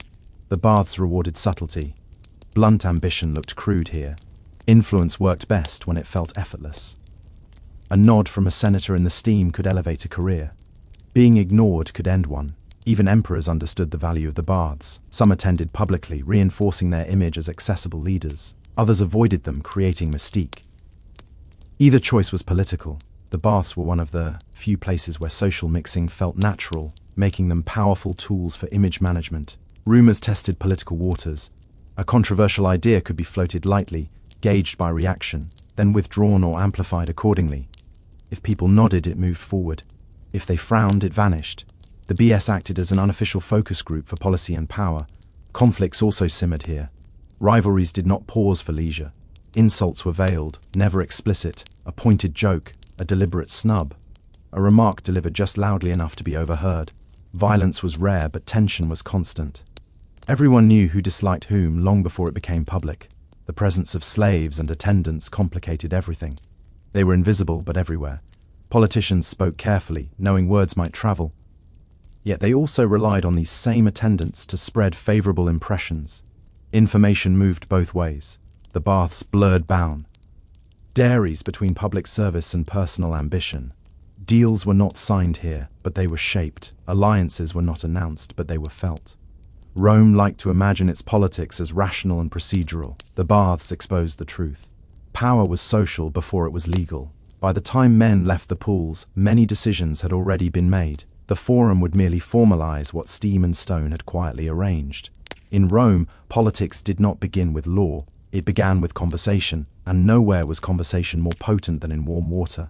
Roman baths promised relaxation, but they also stirred anxiety. Any place where bodies gathered, rules softened, and conversations flowed was bound to worry moral authorities. Pleasure made Rome uneasy, especially when it could not be neatly regulated.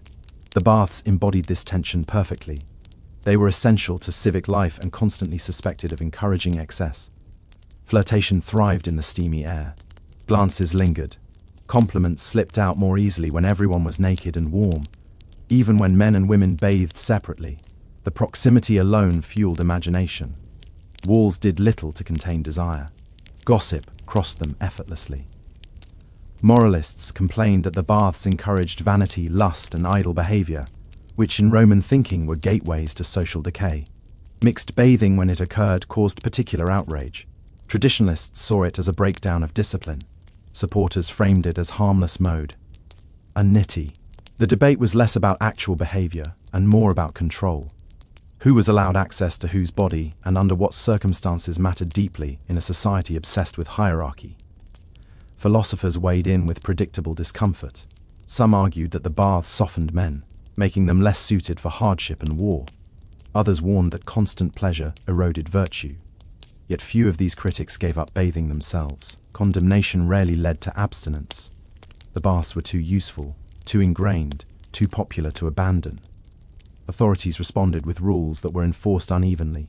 Certain behaviors were discouraged publicly and tolerated privately. This selective enforcement maintained the appearance of order without disrupting daily life. Rome specialized in this balance. Moral panic was allowed as long as it did not interfere with routine. The baths also exposed contradictions in Roman values. Strength and restraint were celebrated, yet indulgence was built into daily practice. Discipline was praised, yet leisure was institutionalized. The baths sat at the intersection of these conflicting ideals, making them both beloved and suspect. For many Romans, the appeal lay precisely in this ambiguity. The baths offered a controlled space where boundaries could be tested without openly breaking them. One could flirt without committing, relax without drawing, observe without acting. It was social freedom within acceptable limits. This tension never fully resolved. E-baths remained places of pleasure shadowed by judgment. They reflected Rome's ongoing struggle to reconcile desire with discipline. And in that struggle, the baths did not corrupt Roman society. They simply revealed it. For all their grandeur, Roman baths were not equally experienced by everyone. Entry was cheap, sometimes even free, but equality stopped at the door. The baths reflected Roman society as it was, not as it claimed to be. They welcomed the masses while quietly reinforcing who mattered most. Freeborn men enjoyed the greatest freedom. They moved confidently, spoke openly, and occupied central spaces without apology. Freed men followed close behind, eager to be seen participating fully in Roman life. Bathing was one of the clearest markers that someone belonged.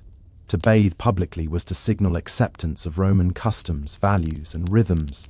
The baths helped turn former outsiders into Romans, at least on the surface. Slaves, however, inhabited a strange in-between. Many attended the baths as attendants rather than bathers, carrying oils, towels, and scrapers. They heard conversations but could not join them.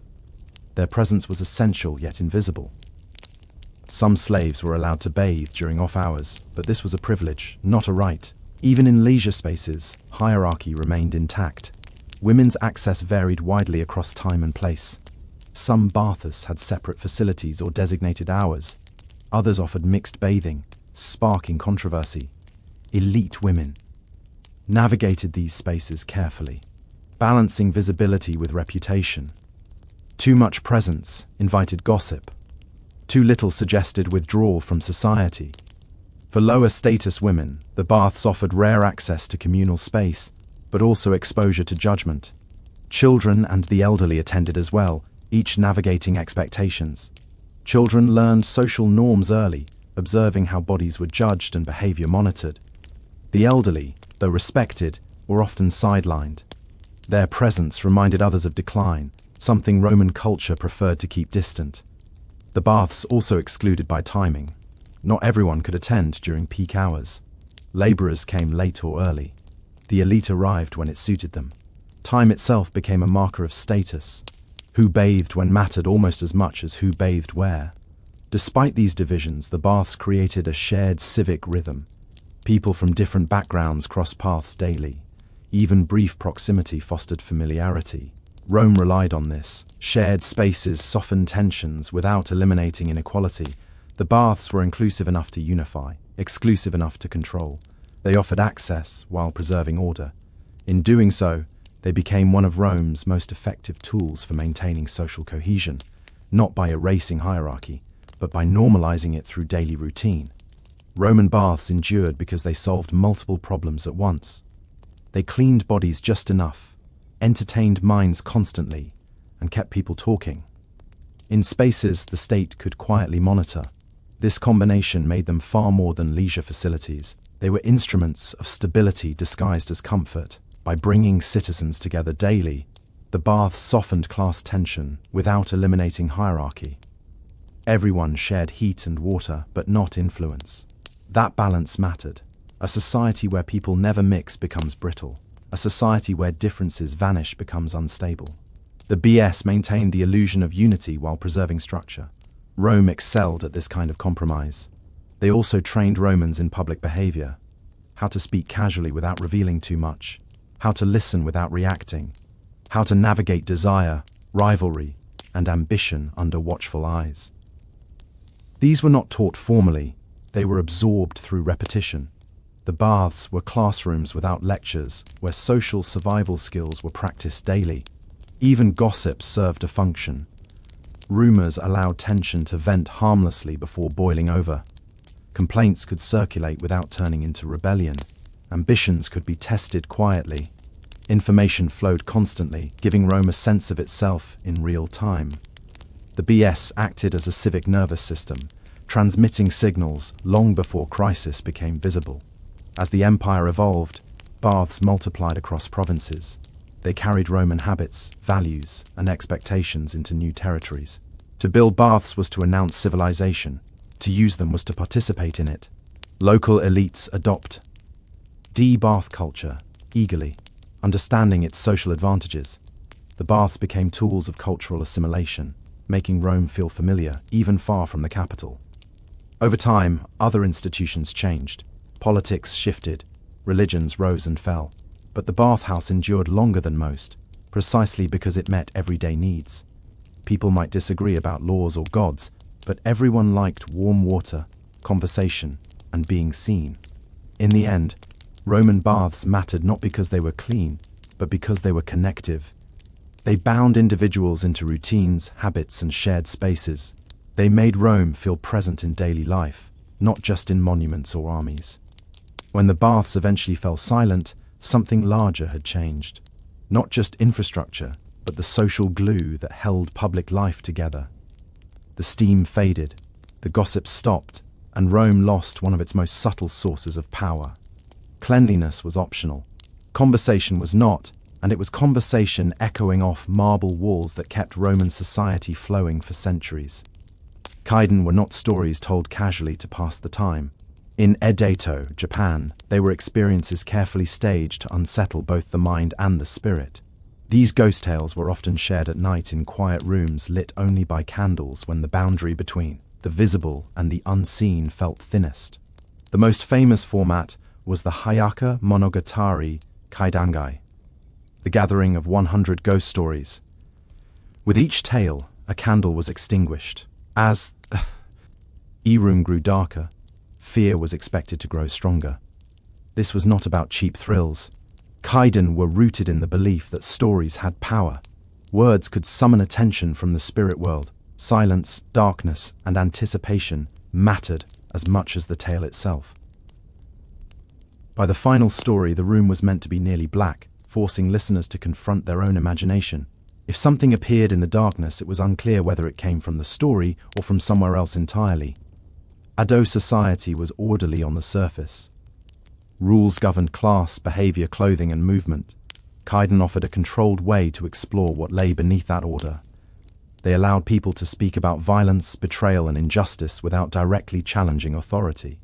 A ghost could say what a living person could not. Fear became a socially acceptable outlet. These stories were deeply shaped by Buddhist ideas of karma and attachment. Spirits did not usually return because they were evil. They returned because something had gone terribly unresolved. Rage, jealousy, grief, or betrayal bound them to the world of the living. In Kaiden, the afterlife was not a clean separation. It was messy, emotional, and unfinished. The setting mattered. Thin paper walls creaked. Wind moved shadows. A distant sound could become part of the story. Listeners were not passive. They were participants holding their breath, scanning corners of the room, feeling the weight of each extinguished flame. AR was communal, shared, and deliberately cultivated. Kaidan thrived in a culture that believed spirits were everywhere. Roads, rivers, bridges, abandoned houses. The world was layered, and humans occupied only one level of it. These stories reminded people to behave carefully, treat others justly, and respect unseen consequences. Not because morality was abstract, but because punishment might follow you beyond death. By the time the last candle went out, the room was silent. No one laughed. The stories were over, but the fear lingered. That lingering feeling was the point. Kaidan were meant to follow you home. At the center of Edo period, Kaidan stands the Anryo, the most feared type of ghost in Japanese folklore. These spirits were not born monsters. They were created by injustice. An Anryo was a human being who suffered so deeply in life that death did not loosen their grip on the world. Betrayal, humiliation, abandonment, or abuse became emotional chains strong enough to anchor the soul among the living. What made Unryo terrifying was not their appearance alone, but their moral logic. They did not haunt randomly. They returned with purpose. In Buddhist thought, intense attachment and unresolved emotion could warp the soul, preventing rebirth. Rage, especially, was seen as corrosive. When carried into death, it transformed grief into something dangerous. The Anryo was not evil by nature. It was unfinished. Many Anryo stories focused on women, reflecting the rigid constraint of Edo society. Women had limited legal power and were often trapped in abusive marriages, discarded by lovers, or punished for transgressions. Men escaped freely. In life, silence was expected. In death, that silence broke violently. The ghost became a voice that could no longer be ignored. Anryo were often described with visual restraint that made them more unsettling. Long black hair hanging loose, pale skin, white burial robes, a face frozen between sorrow and fury. These were not dramatic monsters. They were familiar figures twisted slightly out of place. Recognition was part of the horror. The ghost was someone you should have protected. Their vengeance was rarely targeted neatly, and Anryo's anger spilled outward, harming not just the guilty, but anyone nearby. This reflected a deeper fear. Injustice poisons everything it touches. In many stories, entire households or villages suffer because one wrong was left unrest. The supernatural punishment mirrors social consequence. Importantly, Anryo could not be defeated through strength. Swords were useless. Authority meant nothing. The only way to stop them was acknowledgement, apology, prayer, ritual. The living had to admit wrongdoing and restore moral balance. Fear alone accomplished nothing. These stories carried a warning. Suppressed cruelty does not disappear, it accumulates. Edo audiences understood this instinctively. The Anryo was not just a ghost. It was a reminder that emotional violence carried consequence beyond law and lifetime. In Kaidan, rage was immortal, and that made the Anryo the most honest ghost of all. Although the Edo period is often remembered as an age of peace, it rested on the memory and machinery of violence. Samurai still carried swords. Honor still demanded blood. Executions were public, punishment was severe. And behind the calm surface of order lay centuries of killing that had never fully settled. Kaidan absorbed this history and gave it shape in the spirit world. Many ghost stories revolve around samurai who abused power or failed their obligations, a lord who discarded a loyal retainer, a warrior who killed unjustly, a duel that ended in treachery rather than honor. These acts did not simply vanish once the sword was cleaned. In Kaidan logic, violent imbalance left residue. Spirits lingered where justice had not been satisfied. Samurai ghosts were often portrayed differently from Anryo. Their rage was colder, heavier. They appeared bound to specific locations, bridges, gates, crossroads, or execution grounds, places where blood had soaked into memory. These spirits did not scream or lash out wildly. They waited. Their presence was felt rather than seen, like pressure in the air. The fear here was not of chaos, but of obligation. Samurai culture emphasized loyalty, hierarchy, and duty above all else. Failing those principles carried consequences even beyond death. A ghost might return not to seek revenge, but to reenact unfinished duty, guarding a bridge. GE forever, challenging passers-by, repeating a final moment endlessly. Kaiden used these figures to question the moral cost of violence wrapped in ceremony. Killing, in the name of honor, did not always produce peace. Sometimes it produced haunting. The stories suggested that ritualized violence still wounded the soul even when socially justified. Common people listened carefully to these tales. Samurai authority was absolute in life. Ghost stories were one of the few spaces where that authority could be quietly challenged. A cruel lord might escape punishment while alive, but death leveled the hierarchy. In the spirit world, rank offered no protection. Buddhist influence shaped these narratives deeply. Violence created karmic weight. That weight had to go somewhere. If it was not resolved through repentance or ritual, it lingered. Hauntings were not supernatural anomalies. They were consequences. Through samurai ghosts, Kaiden reminded listeners that peace enforced by the sword was fragile. Beneath polite order lay unresolved bloodshed, waiting to surface. The spirits were not interruptions of history. They were history refusing to stay buried. Not all Edo period ghosts returned in rage or armor. Some arrived quietly, almost gently, and that subtlety made them far more disturbing. Among the most unsettling figures in Kaiden were the faceless women, spirits who appeared normal at first glance and only revealed their absence of identity at the final moment. These stories relied less on violence and more on the collapse of expectation. A traveler might meet a woman on a dark road. She would speak politely, perhaps ask for directions, perhaps warn of danger ahead. Nothing seemed wrong. Only when the listener looked closer would the illusion break. Where her face should be, there was nothing. Smooth skin, blank emptiness, no eyes, no mouth, no expression. The horror came not from what she did, but from what was missing. These ghosts reflected a deep anxiety within Adiyu society. Identity was tightly bound to social role. Woman, wife, daughter, servant. To lose one's place was to risk becoming invisible. Faceless ghosts embodied erasure. They were spirits stripped of recognition, reduced to presence without personhood. In some versions, the faceless woman was a victim of abandonment or neglect. In others, she represented the fear of urban anonymity. Edo cities were growing rapidly. People moved, disappeared, reinvented themselves. Kaiden transformed that unease into supernatural form. The ghost without a face was the ultimate stranger, familiar enough to approach, empty enough to terrify. These spirits rarely attacked. Instead, they unsettled. Witnesses fled in panic, questioning their own perception. The fear lingered because there was no clear threat to resolve, no curse to break, no vengeance to appease. The encounter ended, but the doubt remained. Transformation played a major role in these stories. Ghosts shifted shape. Women became mist. Faces melted. Away. Bodies flickered like lantern light.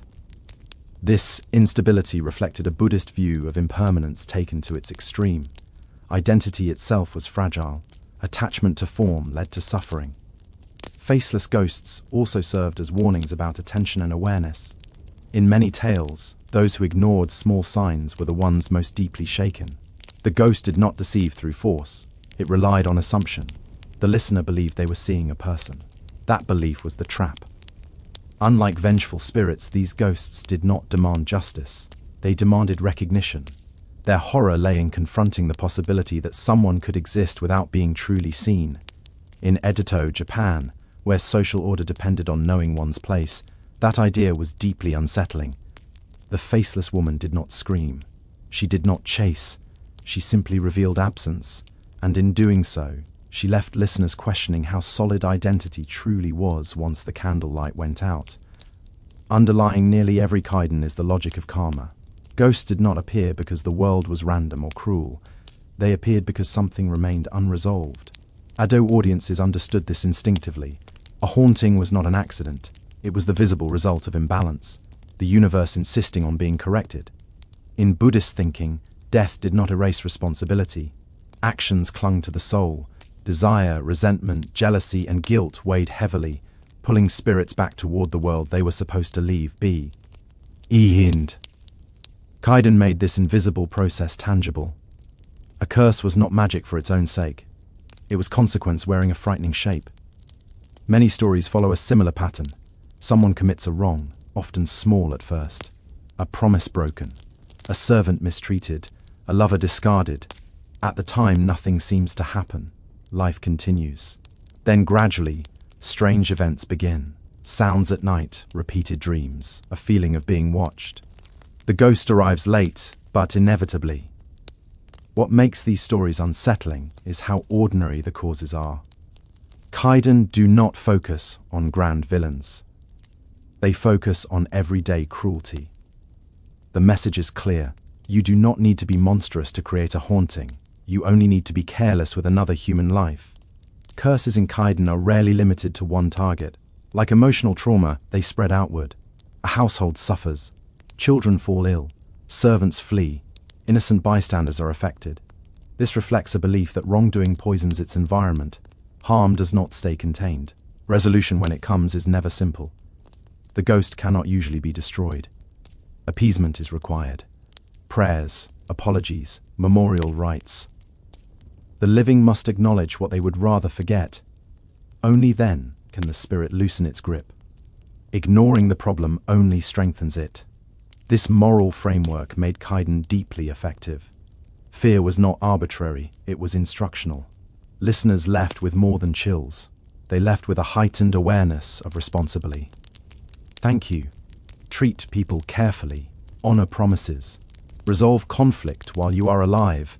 Otherwise, it may follow you. Kaiden transformed abstract religious concepts into emotional experiences. Karma was no longer a philosophical idea. It was a pale figure at the edge of your vision, waiting patiently. The story suggested that the dead were not gone. They were watching, remembering, and waiting for balance to be restored. In Ada, Japan, this belief was not fringe superstition, it shaped behavior. Ghost stories taught ethics without sermons, and in the quiet after the final candle went out, listeners understood the lesson clearly. Some deaths do not end with death. In Edokidan, ghosts are rarely abstract. They are tied to locations. A bridge where someone was betrayed, a well where a body was hidden, a house where cruelty became routine. These places are not just backdrops, they are participants. Space itself absorbs memory, and memory makes certain ground dangerous to walk on. Listeners in Edo, Japan were acutely aware of this idea. Cities were layered with history, often violent, often unspoken. Execution grounds sat just beyond city limits. Old estates passed between families, carrying stories no one wanted to inherit. Roads were walked by thousands, but some footsteps lingered longer than others. Kaiden gave form to the suspicion that places could remember what people tried to forget. Many stories begin innocently. A traveler seeks shelter for the night. A family moves into a new home. A shortcut is taken across a bridge at dusk. The setting feels ordinary until it does not. A chill, an echo, a repetition of sound. The location reveals its past slowly, as if testing whether the living are paying attention. This focus on place reflects a broader Edo worldview. The boundary between human life and the spirit world was not distant. It ran through everyday spaces. Shrines stood at crossroads. Small offerings were left at trees or stones. Respecting place was part of social etiquette. Ignoring it invited trouble. Haunted locations also reinforced social memory. A bridge haunted by a betrayed samurai reminded listeners of loyalty. A well haunted by a murdered servant warned against abuse. These stories preserved moral lessons in geography. Even if names were forgotten, the place endured as a warning. Importantly, these locations were not always avoided. People continued to cross the bridge, live in the house, draw water from the well. Fear existed alongside necessity. This tension made the stories more believable. Life did not stop because of ghosts. It adapted cautiously. In some tales, the haunting fades when the place is acknowledged properly. A memorial is built. Prayers are offered. The story is told openly. Silence, not presence, is what feeds the ghost. When a place's history is recognized, the spirit loosens its hold. Kaiden taught listeners to move carefully through the world, not because danger was everywhere, but because meaning was. Every path, ride echoes. Every structure had a past. The living shared space with what came before them, whether they admitted it or not. In Ado, Japan, haunted places were not warnings to flee.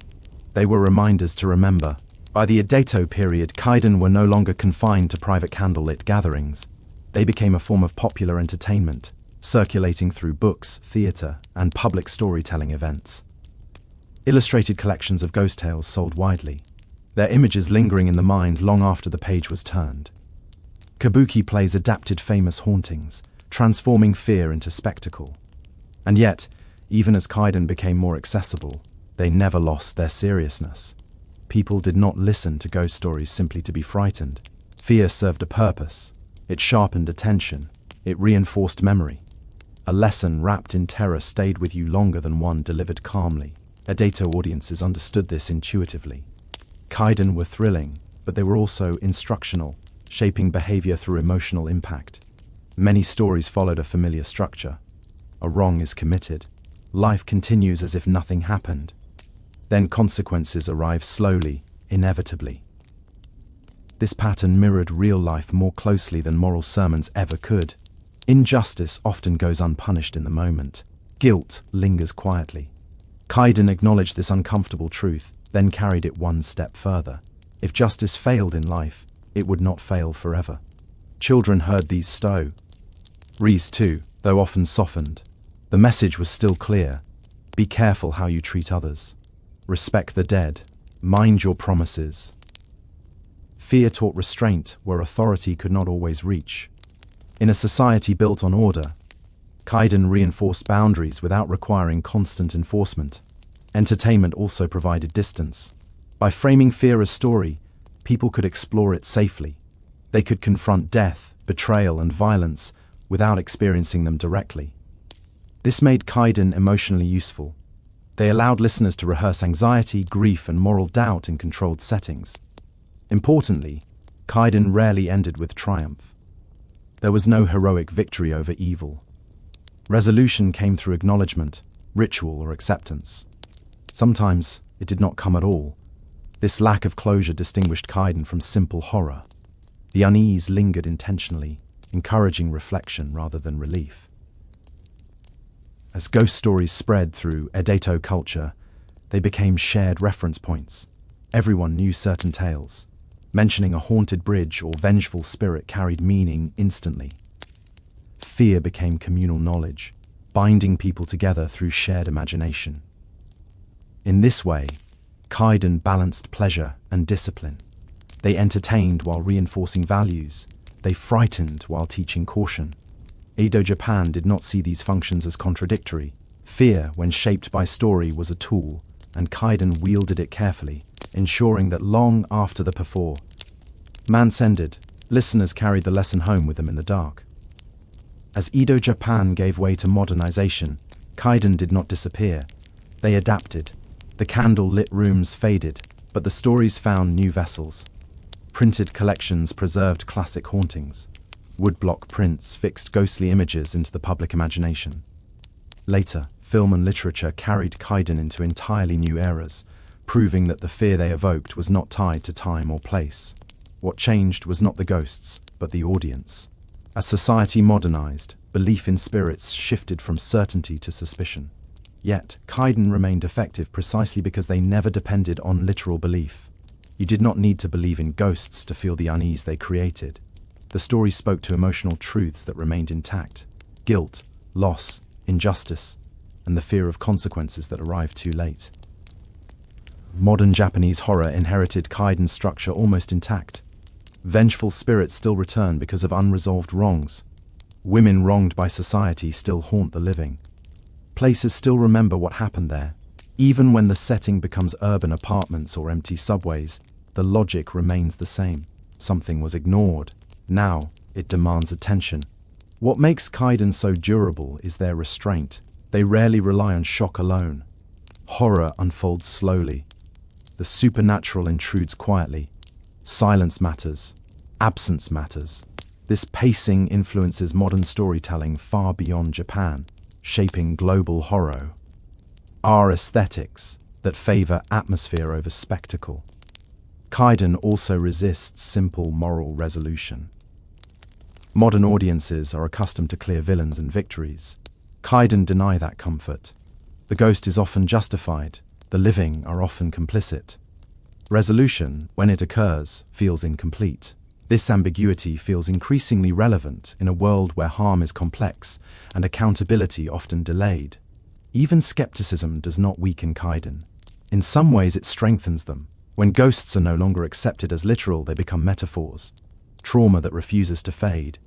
History that will not stay buried. Social wounds passed quietly between generations. The haunting becomes psychological but no less powerful. Japanese culture continues to revisit Kaiden because they offer a language for discussing what is difficult to confront directly. Modern horror, literature, and art still return to these themes, reshaping them for new anxieties while preserving their emotional core. The candle may be gone, the room may be bright, but the fear remains. Kaiden survived Edo Japan because they were never about darkness alone. They were about what happens when people believe the past is finished and discover instead that it has been waiting patiently for the lights to go out. Kaiden endure because they refuse to let the living forget. At their core, these stories insist that actions matter beyond their immediate moment. They reject the idea that time alone heals injustice. In Edo Japan, this is belief shaped how people understood responsibility, memory, and fear. And it continues to resonate because those concerns have never disappeared. The ghosts of Kaiden are not invaders from another world. They are consequences. They return because something was denied recognition while it could still be addressed. An apology never offered, a cruelty dismissed, a promise broken and rationalized away. Kaiden suggests that ignoring harm does not erase it, it transforms it. What makes these stories powerful is their refusal to comfort. There is no final authority that restores order effortlessly. Priests struggle. Rituals fail. Sometimes the haunting simply fades, not because justice was achieved, but because enough acknowledgement finally occurred. Closure, when it arrives, is fragile and incomplete. That uncertainty feels honest. Kaiden also invert the usual relationship between fear and power. The living often hold social authority. The dead hold moral authority. A samurai may command obedience in life, but in death he may be judged by the very people he once controlled. A woman silenced in life may speak most loudly after death. These reversals allow Kaiden to challenge hierarchy without confronting it directly. Importantly, Kaiden do not encourage paranoia. They do not claim danger lurks everywhere. Instead, they teach attentiveness. Pay attention to how you treat others. Pay attention to places, promises, and silence. Harm does not need to be dramatic to be lasting. Small acts left unresolved can echo far longer than expected. In Edo, Japan, these stories functioned as quiet, ethical reminders woven into entertainment. They shaped behavior without preaching. Fear did the work that instruction could not. By lingering in the mind, Kaiden guided people long after the story ended. Today, Kaiden remained relevant because they address the same human tendencies: avoidance, rationalization, forgetting. They ask uncomfortable questions without offering easy answers. What do we owe those we wrong? What happens when we move on too quickly? What voices are we ignoring because acknowledging them would require change? The dead in Kaiden still speak because the living still listen, not for proof of ghosts, but for recognition of responsibility. These stories survive not as relics of superstition, but as reminders that some things do not disappear simply because we stop looking at them. When the lights go out, they are still there, waiting to be acknowledged.